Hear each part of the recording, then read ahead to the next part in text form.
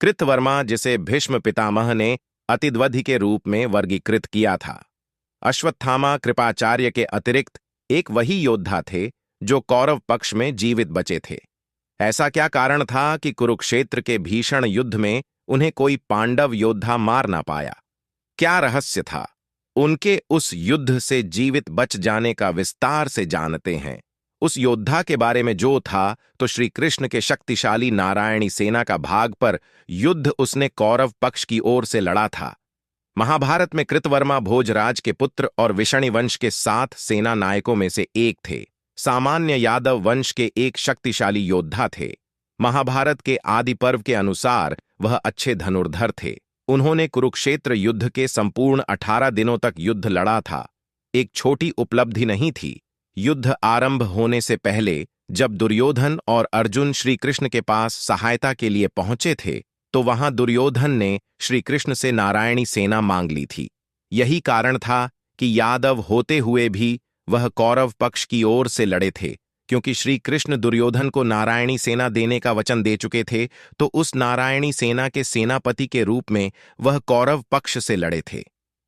कुरुक्षेत्र युद्ध से पहले जब श्री कृष्ण संधि का प्रस्ताव लेकर कौरव सभा में गए थे, तब सात्यकी और कृतवर्मा भी साथ ही गए थे। जब दुर्योधन आदि कौरव श्री कृष्ण को बंदी बनाने का सोच रहे थे, तो वहां सात्यकी की दुर्योधन की मंशा भांप गए थे और दुर्योधन किसी प्रकार की उद्दंडता ना कर बैठे। इसीलिए सात्यकी ने द्वार की रक्षा के लिए कृतवर्मा को नियुक्त किया था और उनसे कहा था कि तुम अपनी सेना को लेकर सभा द्वार पर डट जाओ। कुरुक्षेत्र युद्ध में अनेक बार पांडव सेना को कृतवर्मा ने युद्ध विमुख किया था और उन्होंने अर्जुन, अभिमन्यु और सात्यकी को छोड़कर लगभग सभी शीश पांडव योद्धाओं को पराजित किया था। उन्होंने युधिष्ठिर, थीम, शिखंडी, धृष्टद्युम्न को पराजित किया था। 14वें दिन उन्होंने 2 बार भीम को पराजित किया था। घटोत्कच के साथ भी कृतवर्मा का भीषण युद्ध हुआ था।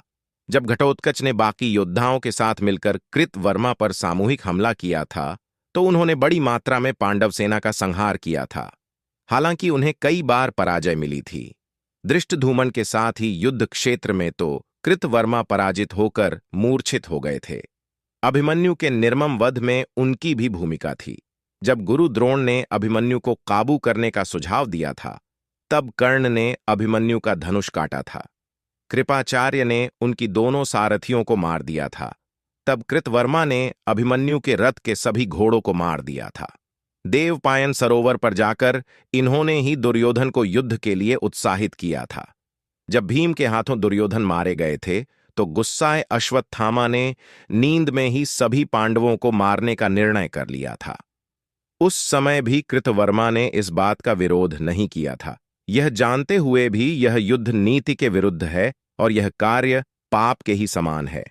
जब अश्वत्थामा ने वहां पांडवों के पुत्रों और धृष्टद्युम्न आदि का वध कर दिया था, तब वहां पर कृतवर्मा ने पांडवों के शिविर में आग लगा दी थी और शिविर से भागी हुई योद्धाओं का वध किया था।